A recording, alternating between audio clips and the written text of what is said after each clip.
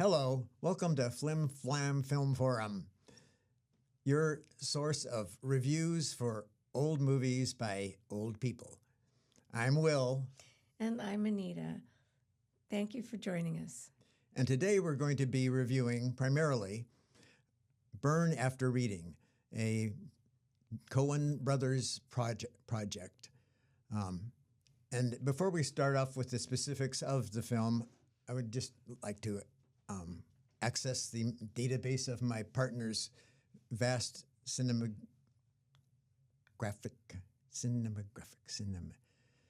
Yeah, that's right?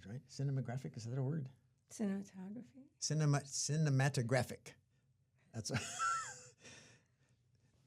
her movie. Her movie database. Well, it's not just movies, but it's all of the peripheral elements of the movies. Were you aware that, I'm sure, and I have a feeling you were, but that the Coen brothers, on many of their movies, I mean, they're credited with 18 films as their movies. And of those, they also edited 15 of them under a pseudonym. Yes. Roderick Jane. Roderick Janes. Janes. Yes. Janes. It's a remarkable thing. I do that myself when I edit a project because I edit under a pseudonym because my name's all over everything and it's just like a step too far. It's one small step for them because they write, direct, and produce the movies Right. also. Yeah, that's true. And then in recent years, Ethan has stepped out on his own and done 4 or 5 movies all by himself, and Joel has done one. Right. Joel's, however, is the one that I think that we should consider reviewing because at some point in the long series of these podcasts we have ahead of us, I would like to do some classic Shakespeare films. I'm thinking of Kenneth Branagh's body of work, but Joel's only solo film is a reworking of Macbeth. Right. Which That I would haven't seen. that would be really not only interesting but enlightening.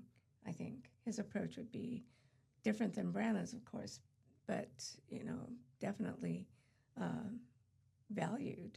valuable, I should say. So shall we cut to the chase and run down Burn After Reading? Okay, so Burn After Reading was filmed it was released in 2008.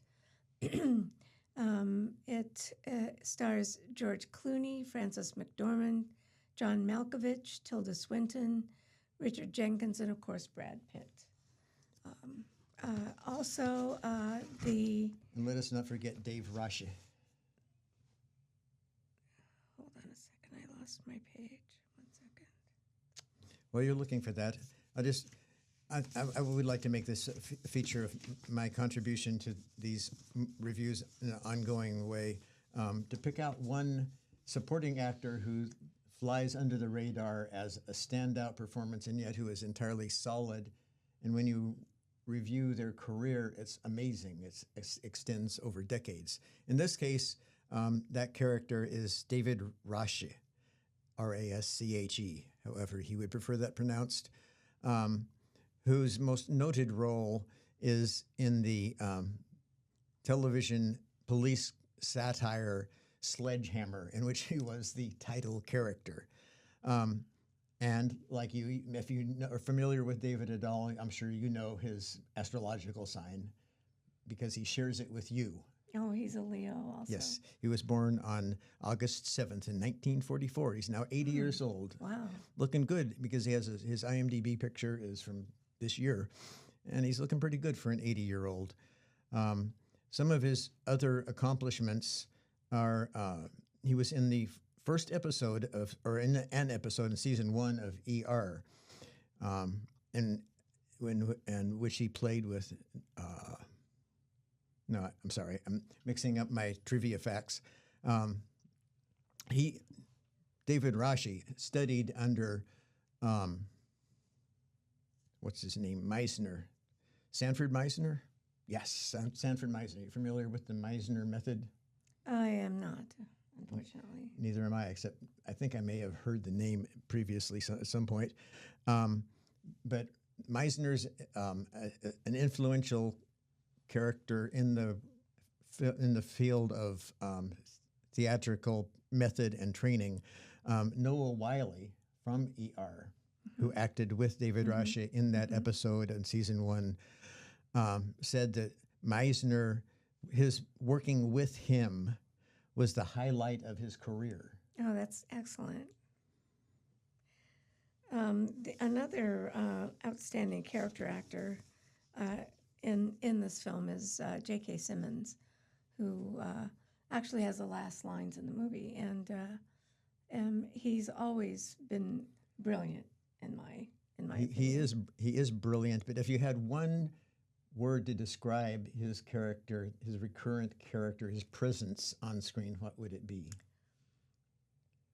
Brash. Brash, huh? I would go with deadpan. And deadpan, yeah, kind of goes. Which especially applies to this performance. Yes, yes. He didn't have as large a role as usual, but he was definitely a very important role. He played one of the higher-ups in the CIA, and the highest up in the CIA that we get to see in the course of this film. right. The characters in this film are the Coen brothers bring out the best in their actors. They allow them to form the characters, and they do it. They pick the right actors. The casting is great. They allow the actor enough leeway to sort of try on the role and then go with it, and it shows. They are natural. They come across as really fit for the part, and I like that part about it. And I think the best directors really make the difference in their actors. Tarantino has resurrected a lot of actors by the force of his genius more than their talent, I think, in many cases. I won't name any names, but we know. But in the case of the Coen brothers, it seems like they find, those people that they give that leeway to, and they take it and run with it and create the character that they're looking for, and then some. Right. There are recurring actors in many of the multiple dozens of films that they have written, directed, produced. And some of those are John Turturro, who is in, not in Burn After Reading. No, he isn't. But he's been in many of the others. Steve Buscemi, John Goodman, Jeff Bridges, and one of the actors who is in this movie, George Clooney. George Clooney. Have you noticed how many movies George Clooney is in with Tilda Swinton? We should go into that sometime. Yes. They seem to, they're good partners. They're good on-screen presence. There's good, how shall I say, quality there. But they also find, in reviewing their entire career, I found that this Coen brothers, that they have selected some A-list actors for roles in movies that I haven't even heard of. And I'm not sure whether that means that those actors didn't measure up to their standards, or what chemistry didn't click or gel. But the movie Gambit in 2012 had actors that you will not see in any other Coen brothers movie: Colin Firth, Cameron Diaz, and Alan Rickman. Right. I think their ability to schmooze, if you will, with all these different actors and get what they want from them is remarkable. And as they've progressed through what they have produced, well, for instance, The Big Lebowski was produced in 1998, and it was joked about and laughed about, but it worked. The Coen brothers at that time decided that, because their budget was extremely tight for that movie, that they would dress only part of the set. So there would be a corner or that was all dressed. They found an abandoned bowling alley in order to film, and they didn't refurbish it as much as just clean it up, and they did close-ups so that they wouldn't show the damaged parts of They only needed 2 lanes, one for the stars and one for Jesus. Yes, yes. So, but by the time they got to Burn After Reading, their budget was, they could source a lot of, they found a lot more sources for their funding. And so Burn After Reading is a lot larger, and they're able to shoot on streets and widen the angle. So, and it shows, and it's even though it's better in that respect, I kind of like the old close-in detail that they had of the older movies of theirs. So, and in terms of the finances of the films, it's interesting to me that what I consider the best movies stylistically or thematically are not necessarily the ones that are the highest grossing. Number 1 is True Grit, which was great, and is another one of those Coen brothers, Jeff Bridges movies that should have won him an Academy Award, but didn't. But it was their number 1 gross to date, and but our movie of the day, Burn After Reading, is number 3 out of all of these decades. It's number 3 gross. But going all the way back to Fargo, what's not to love with Fargo? It was the number 8 gross. I think perhaps the theater-going public was a little, at that point, was still put off by that level of violence. I remember when Tarantino's Reservoir Dogs was his first theatrical release, and people were appalled by how violent it was. Right.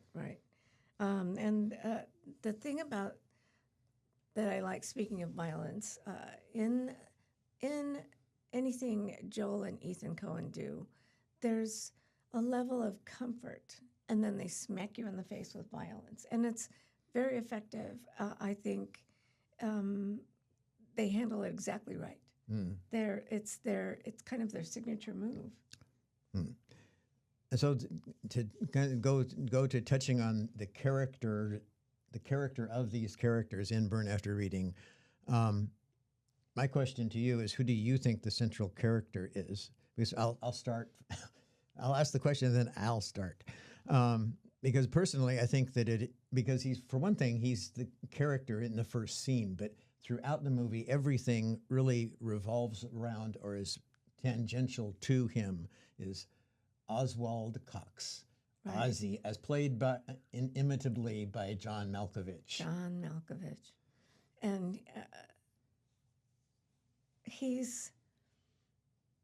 I don't think John Malkovich can necessarily stretch a character as much as some people, but he is used to being in the character position, and so he's capable of it. And every now and then, that brilliance of his shows through. And it does in this one. He's brilliant as a cuckolded husband, as a down-and-out person who becomes homeless. I mean, he's excellent. So, yeah, John Malkovich. I don't know, though. I kind of tend to think it's the Frances McDormand's character, Linda. Linda Litsky. Linda Litsky. Because she is the one who gets her just reward in the end. She's the one who comes out on top. But it's kind of a parenthetical. It's, J.K. Simmons and David Roschke reveal it in the final scene, how she's going to get her just comeuppance, which is not necessarily just. I mean, personally, I think her character is a little superficial. And we haven't mentioned her comedic partner in this movie. Oh man, Brad Pitt. Brad Pitt. And he tops his role in True Romance as being a goofball. Yes, yeah, he's a really, and they have you sort of fall in love with him in a way. He's like your crazy younger brother. He's a frat boy. He looks like he's that everyday guy who's working with the public and is just like he's not really there. He's elsewhere with his headset on and chewing his gum. So they make you they make you like him, and then he comes to their inevitable end, which is, there are, I'm sure there aren't any spoilers here, but he comes to a violent end. And it's a shocking way to see your little brother go, Mm. you know? And then to the next category under character consideration is who has the most caustic lines. Who did they? Yeah. And with some movies, you feel like a lot. You can sense that a lot of the lines for one or more characters were their own inventions, ad-libbed during the course of the filming. Mm-hmm. But with Coen brothers, I pretty much feel like they wrote this shit, and it's great. Oh yeah, and we can't dismiss Tilda Swinton and her cold responses and her witty but just rapier, sharp remarks to her husband. Mm-mm, I mean, mm-mm. wow, And she was up for it. And there is kind of a dysfunctional competition between the two of them, Ozzy and what is Tilda's character's name? Oh, you know what? Let me see. But as you said, Tilda's comes across as being eviscerating, but and perhaps it's because the character he's playing is an inveterate alcoholic, but Ozzy's lines come across as high-handed and dismissive towards the people they're addressed at, but they don't have that same, because he addresses a lot of them to George Clooney's character, who is almost as clueless as Brad Pitt and Frances McDormand. But George Clooney's character, what is his name? Farrer, but what's his first name? George Clooney is, oh man, she is Katie Cox, Tilda Swinton, and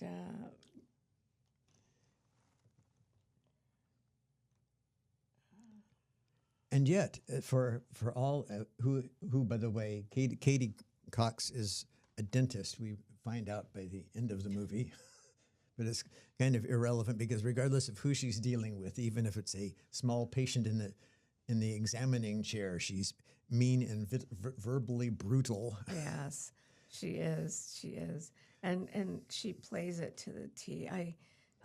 Now she, for me, is right up there with one of the best character actors. I mean, in Orlando, she turns into a man. So I mean, she is just she's amazing. She's got range. Yeah, she's definitely got range. She's astounding. So I really admire her acting.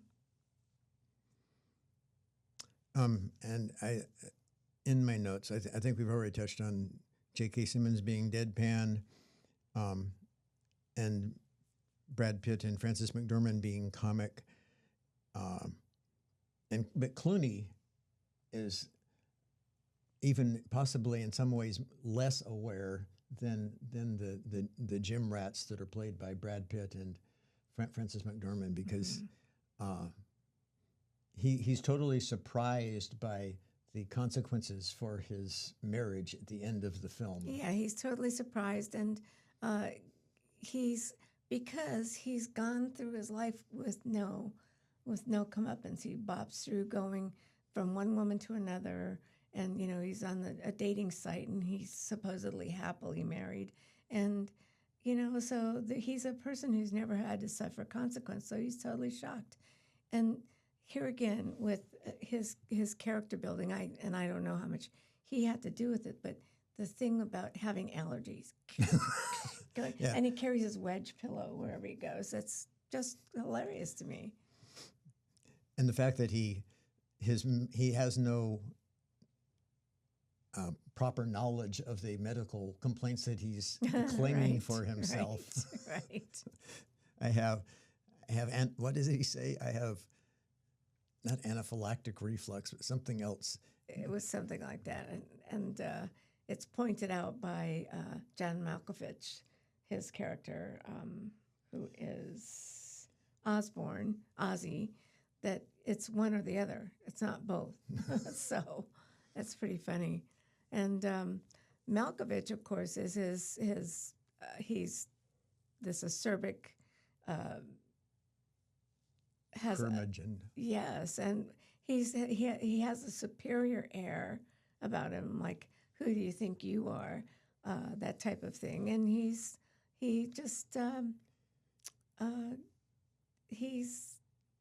perfect. He's kind of the contrast to some of these characters. He plays his character with very little motion until the end, and I mean body motion. I'm talking body language until the end of his part in the movie, where he comes unglued and he's all action at that point. So I think that was the right way to go, the absolute right direction. The early inciting, well, the first scene really is the inciting incident where he gets fired from the CIA. Well, he doesn't get fired. He's told that he's being relieved of his position as being on the desk for the Balkans, which kind of is a low-key clue as to how less than stellar his career with the CIA is. Yeah. He's the Balkans. Where the fuck is what countries are involved in the Balkans, and what is there for the CIA to do there? But where was I going with this? Oh, but we get some backstory. So there's the inciting incident of him. He's told that he can step down to put him in another position, but instead he angrily quits. He says, fuck you, essentially. Yeah. And storms out and goes home and tells his wife, who's like, what, you expect me to support you now? And then he, in turn, runs away to tell his father, and his soft pedaling of the situation to his father. That scene is so short, but it's so significant because it's almost like a mirror. There's this rack shot of his father out of focus in the foreground who looks almost catatonic. Well, yeah, and then he pushes him away in a wheelchair. So probably his father does not have the ability to speak or anything. I mean, and here he is, filling his ear with all kinds of stuff that the dad can't even respond to. But they're on a yacht, which is undoubtedly the father's responsibility for acquiring that kind of wealth. Possibly. It's that boat, right? Where Ozzy ends up living. Right. So so they probably had this in the family, and getting together with his wife was, there was extra income, and so when she kicks him out, he goes and lives on the boat, and that's the very boat where he had taken his dad to have that conversation, if you can call it that. He just that monologue. Yeah, his monologue. Let me see here.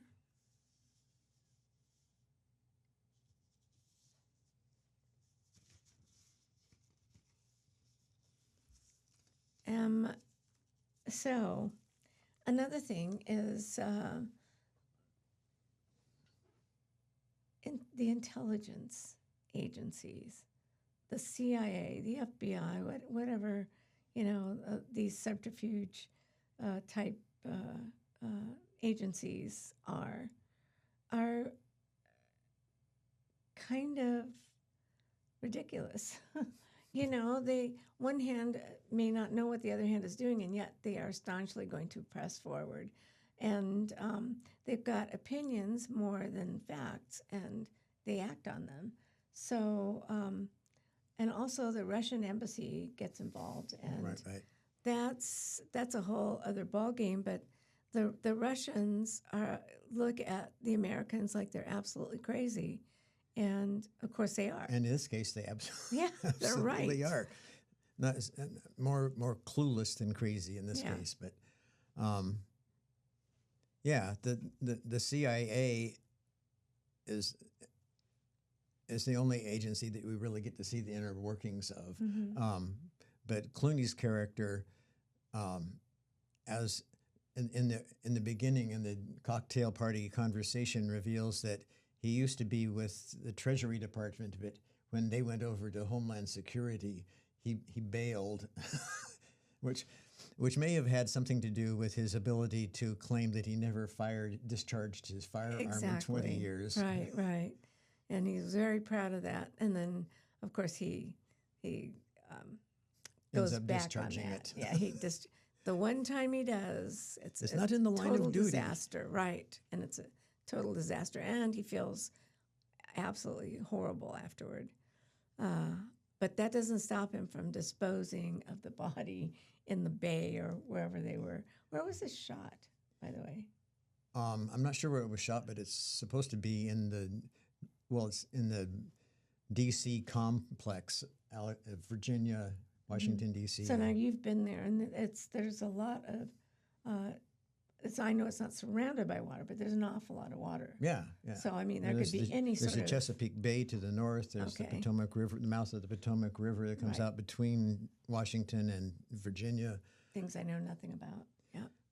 But everybody that ends up dead is just collateral damage. It's how, and it's part of the droll, dark humor of the movie that all ties together at the end. It's like J.K. Simmons' lines, just like at one point, David Rashke's character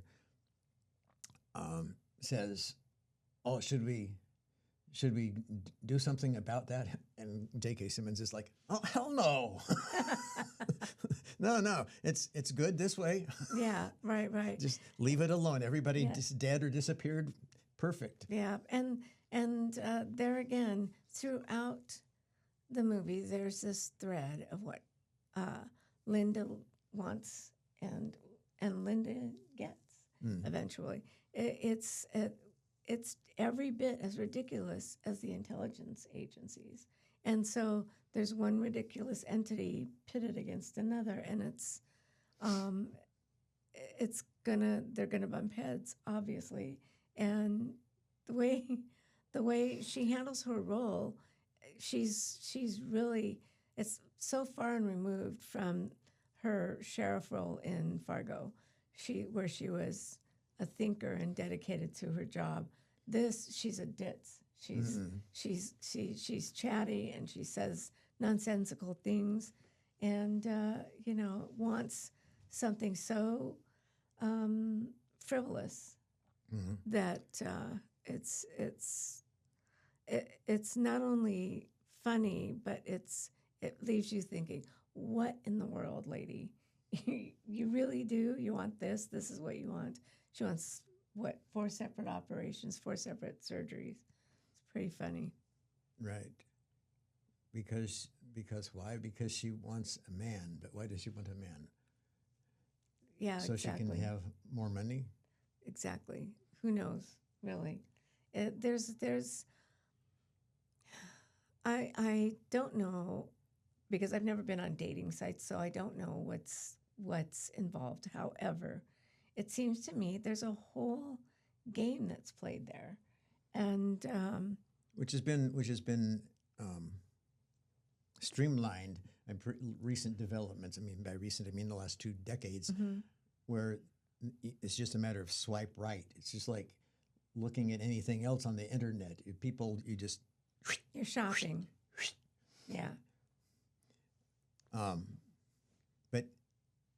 talking about Frances McDormand. I mean, her role, ironically, because this is the hub of American intelligence, which is ironic, and the Coen brothers send it up so well. But her character here, she's embedded. She's an agent embedded in the hub of Central Intelligence, Yeah. and yet she's lacking in any kind of basic intelligence other than, how to microwave your meal and Right. drive your car. Right. But her persona is really kind of similar to the trooper in Fargo in terms of Yeah. that. Even her accents reminded me a little of the Minnesota character voice in Fargo, but her range is so much greater than that. If you've seen Topanga Canyon, if you haven't, go see Topanga Canyon. Well, you don't go anywhere. Go online and stream Topanga Canyon, where she stars as a successful, intelligent, and seductive, and I won't say any more about the seduction, star in the film industry. Not a star, but in front of the camera, but it's actually in the recording industry. But it's a woman on top of her game, not trying to dig herself out from the bottom of her game, or trying to mollycoddle her husband, who's a what's the proper word? Stay at home. Stay at home postage husband. whose highest aspiration is to get a painting accepted as a postage stamp. Oh, right. That's right. I forgot that part. Yeah. Well, another thing, too, is that when Linda and Harry, McDormand and Clooney's characters finally meet, they're two of a kind. They're peas in a pod. They are into this whole frivolous life and swiping, shopping online for people. And when they talk, they really get along. They have so much in common with each other. And that was very interesting to me. And yet, the only true winner in the entire thread, the entire film, is Frances McDormand's Linda. yeah, that's another of the collateral damage resolutions that J.K. Simmons provides at the end of the movie is George Clooney's character's Harry, his escape from from the country to avoid prosecution for what he has done. Right. Like the CIA underling says, "So should we retain him? What should we do with him?" He says, "No, put him on the plane. Because Get him out of here. Yeah, We don't have extradition. Yay!" That's why he wanted to. He chose that particular Country. He chose that particular country, and what's funny is it's like not just get him out of here, but we don't care. Sometimes this is also, in my opinion, a movie about egos. Everybody thinks they're so important, and they are so not. Mm-hmm.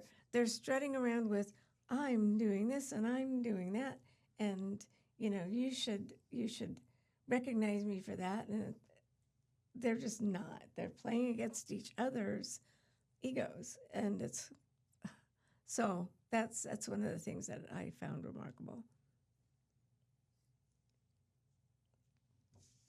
So what we got left? What do we got?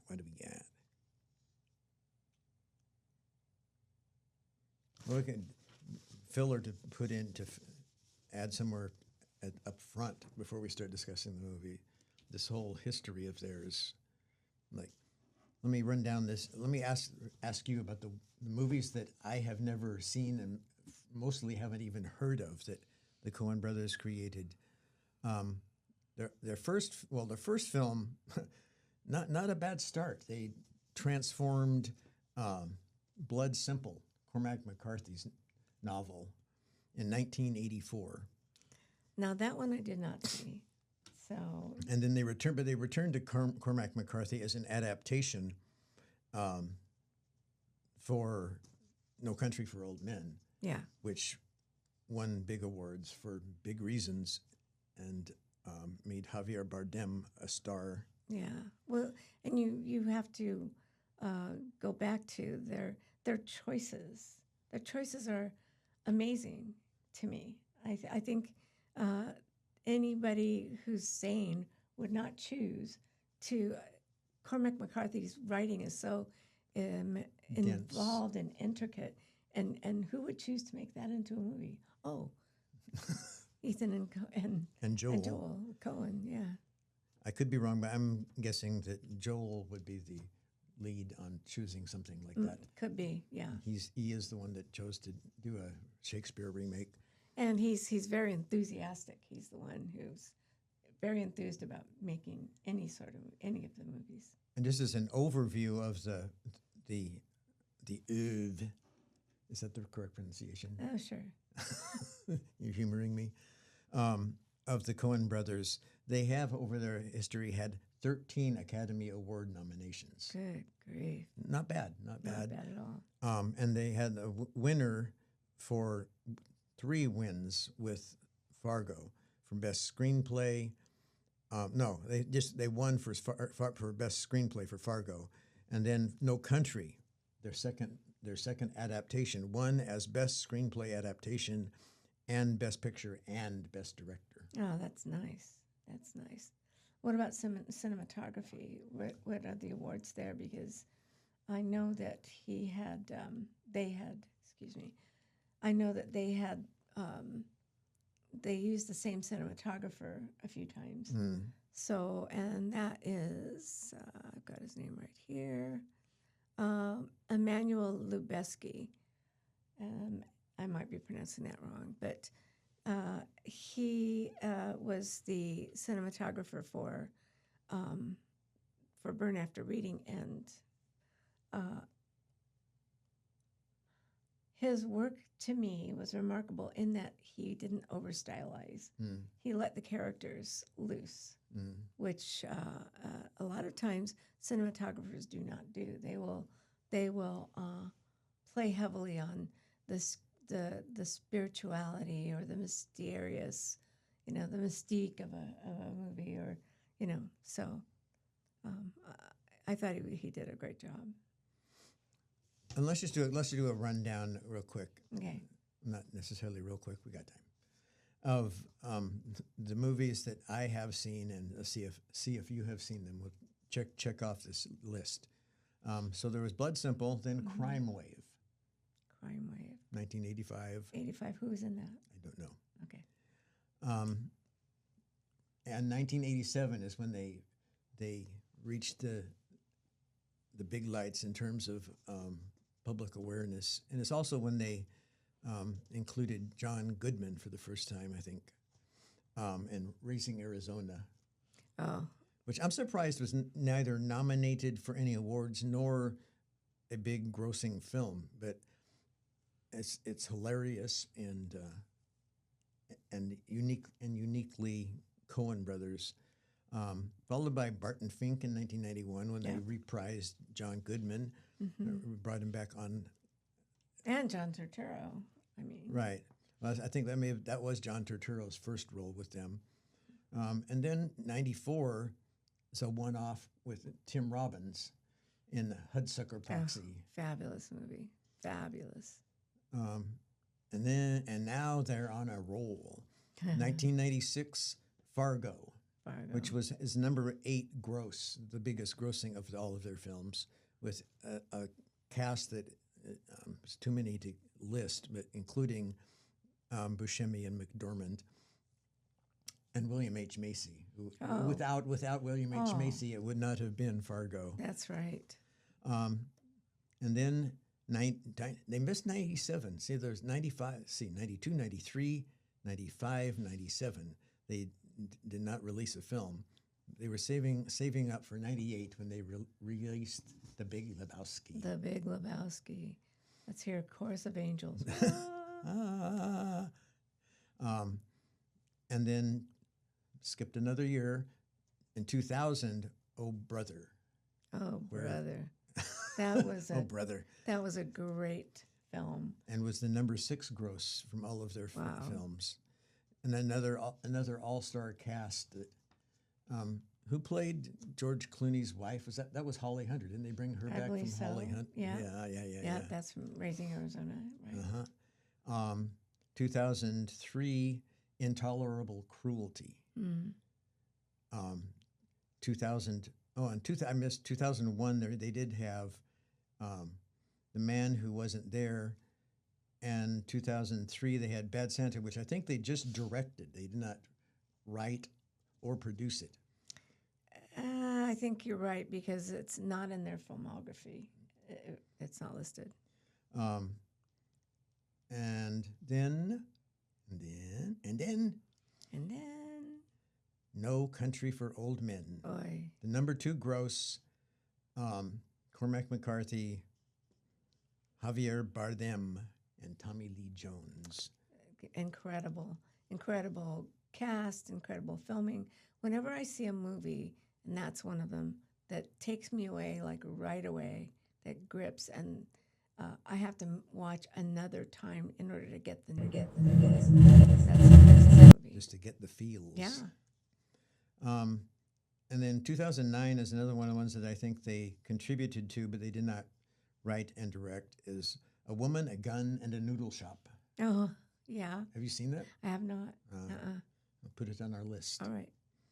And then they're back on top. I mean, this is the apex for multiple terms of their career. In 2010, True Grit. True Grit. Their number 1 gross, and Jeff Bridges and Matt Damon. Again with Jeff Bridges, and I think that once directors like they are, once they make these relationships and they cement friendships and just basic repartee with these actors and can maintain them. That's the hard part. Maintaining through all the years, the relationships. Relying on them is cake. It's they know what each other's thinking. They know the moves to make. It's great. It makes for great filmmaking. In the same year that they contributed to A Woman, a Gun, and a Noodle Shop, they also, you have the list of their. I do. 2009, A Serious Man. Yeah. I know nothing about that. I don't either, actually. 2000, and then they took 2011 off after making the best movie of their careers with True Grit. Then coming back with Gambit with Colin Firth, Cameron Diaz, and Alan Rickman. I really want to see that because I love all 3 of those actors.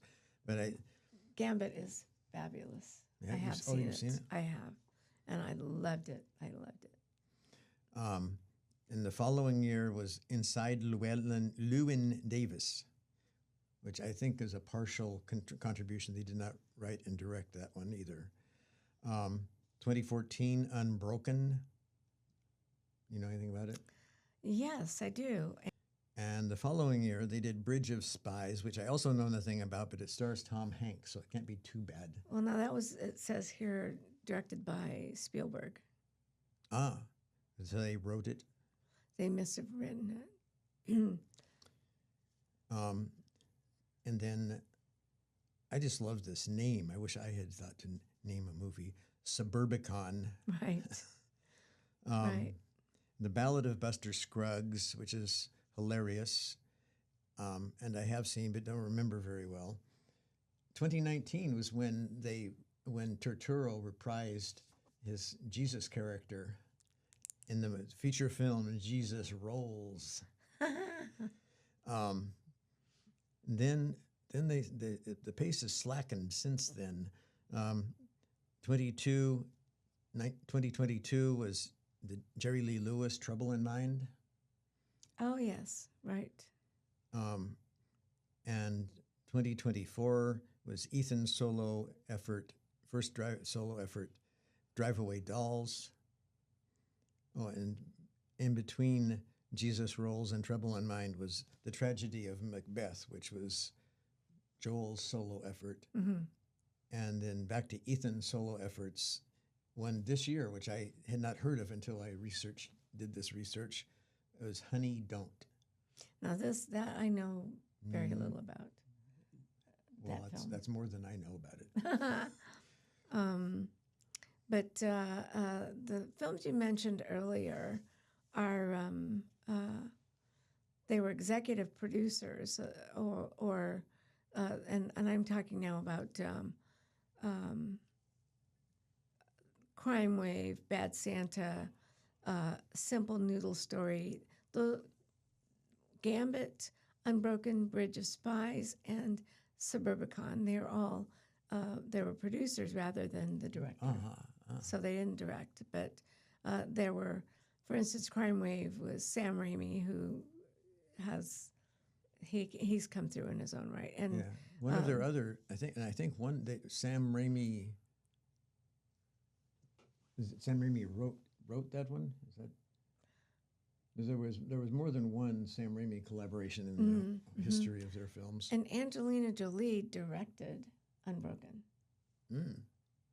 And it was very well done, I must say. When she has herself together, when she really gets emotionally involved with a film, she's excellent in my book. So she was not only up for it. She of course had the starring role, but she was being the director, and having the starring role is not easy. So, and she had a great cinematographer working with her, whom I don't know. I'll have to take a look, but it was a really lovely effort. Am I having a senior moment, or was it Angelina Jolie that was the star of Lara Croft Tomb Raider? Yes, you're right. That was right. Angelina Jolie. Yeah, the first bungee ballet in cinema history. And John Voight's daughter. Unbroken is a war drama, and Angelina Jolie produced and directed it, and it was written by the Coen brothers. The Coen brothers, Richard LaGravenese and William Nicholson, based on the nonfiction book by Laura Hildebrand. So I was entirely wrong. It's quite all right. But they have been, I'm not sure which list you were on, but the subsequent list, as screenwriters, there was Crime Wave, they did write. Sam Raimi was the director. They wrote Bad Santa. They wrote it. Oi. They had, so this says they had uncredited rewrites. Okay. And Terry Zweigoff directed the Simple Noodle Story they wrote. All these are ones that they did write, but somebody else directed. So they had involvement rather than they were not captains of that ship. And Spielberg did Bridge of Spies, and George Clooney directed Suburbicon. Right. That I knew. Okay, and then there's a bunch of ones that we didn't even wait. What? Oh, they did executive produce Fargo in addition to everything else. Down from the Mountain in 2000, they were executive producers, who was written by. Actually, well, it's a documentary about the musical artists that performed the songs in the film. Oh, brother, where art thou? Oh, Isn't that an interesting concept? Yes, it is. We'll have to explore that. And it was directed by Nick Dube, what a great name, Chris Hegedus, and D.A. Pennebaker, the illustrious D.A. Pennebaker. Bad Santa is Harry Zweigoff. Another Day, Another Time, celebrating the music. This is a thing they have come up with now. They're a little side hustle, make documentaries about the soundtracks of their movies. Another Day, Another Time, celebrating the music of Inside Llewyn Davis. They executive produced that, and Fargo. But where I was headed I don't know if this is necessarily the cap for our show today, but literature. We get to the bottom of this list, and they have actually wrote books. Shock. The, Yeah, they're people busy in people in Hollywood, Yeah. in between writing 24 movies, Right. producing, directing, and editing them. Yes, right.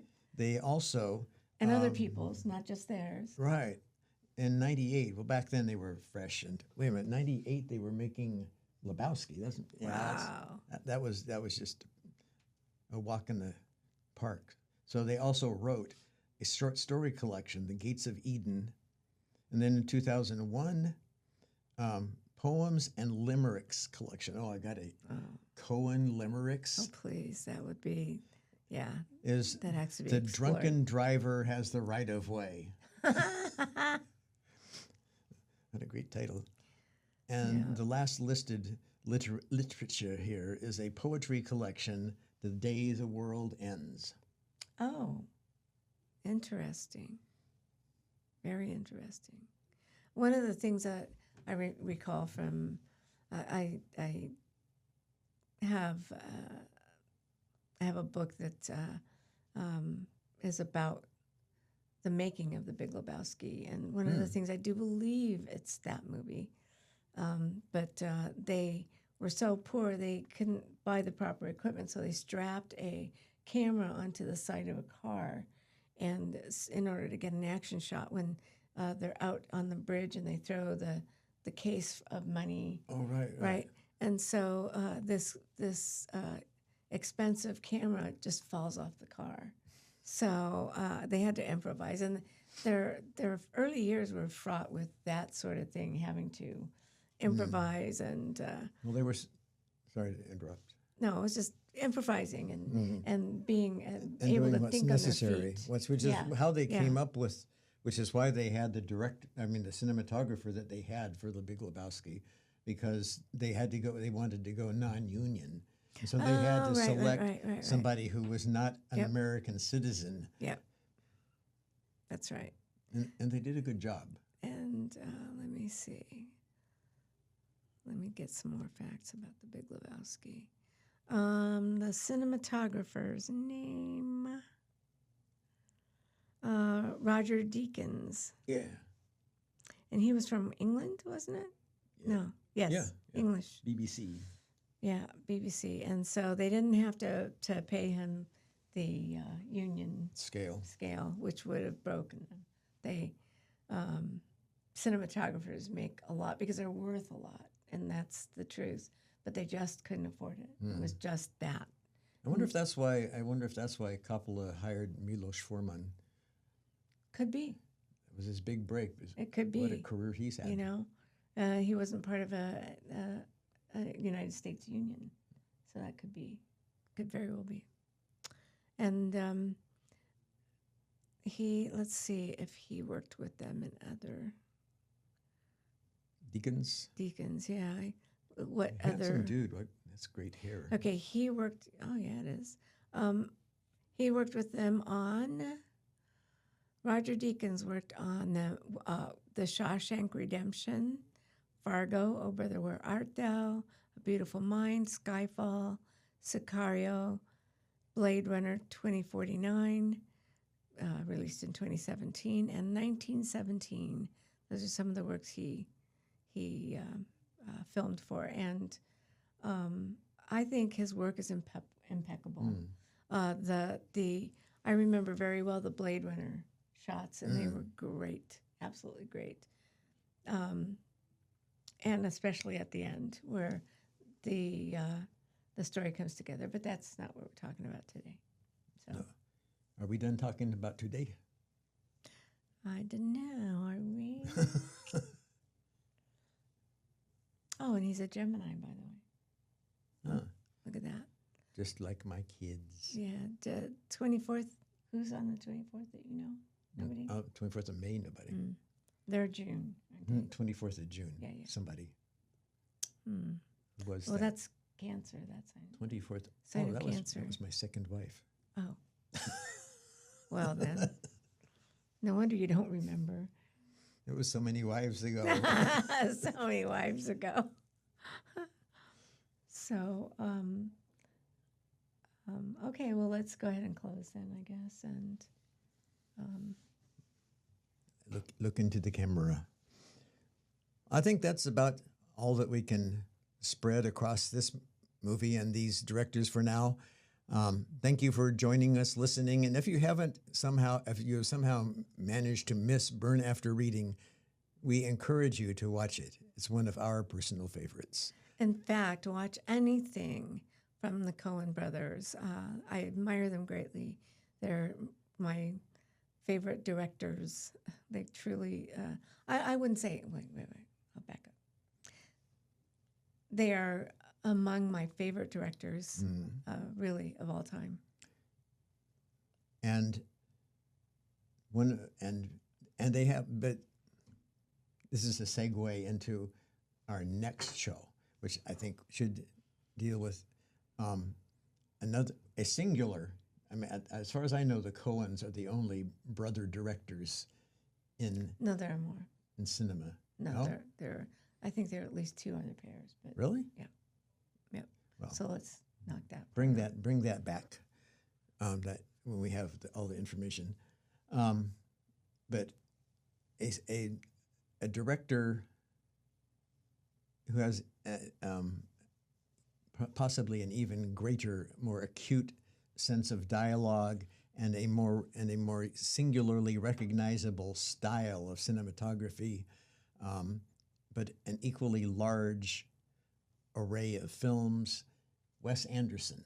Wes Anderson. So join us next time when Flim Flam Film Forum considers the work of Wes Anderson. Thanks for joining us.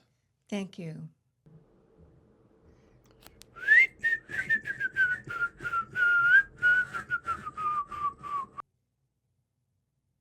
Should I say something more?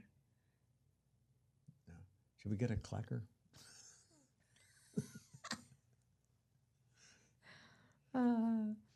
Let's see.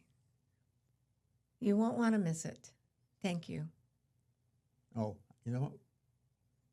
Go on. We should collectively wank, not.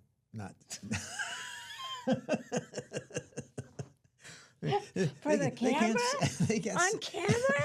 They can't see below the desk. No, we pull our heads in together and go wank. No. We could go clink. Our heads are pretty hard. But they're wood and not metallic. We have to go. Oh my thunk. gosh. Thunk. That's what I thunk. That's what I thunk too.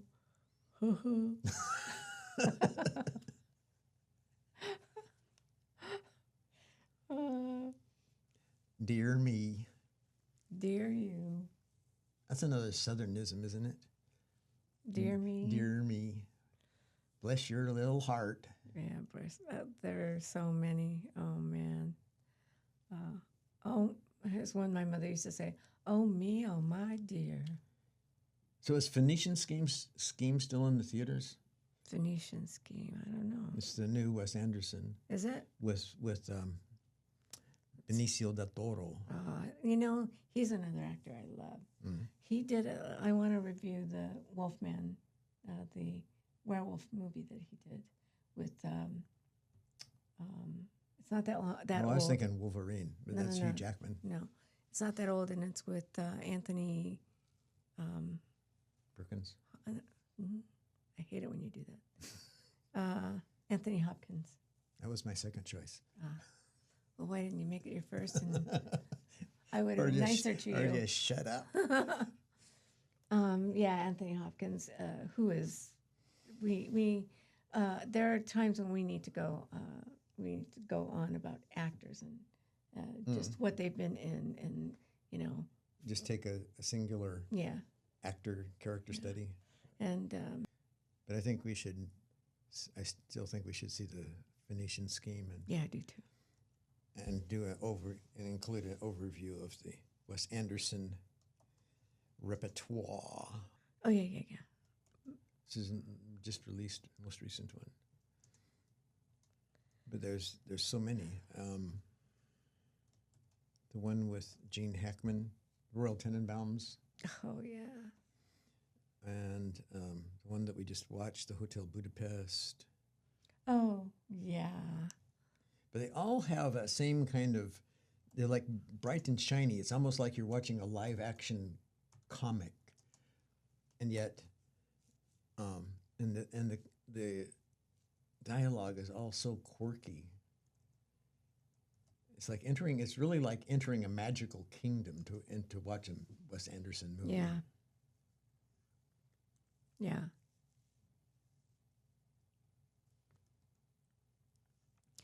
Hotel Budapest. What was the other one? Oh, the Royal Tenenbaums. Yeah. What? You sure you don't want to wank?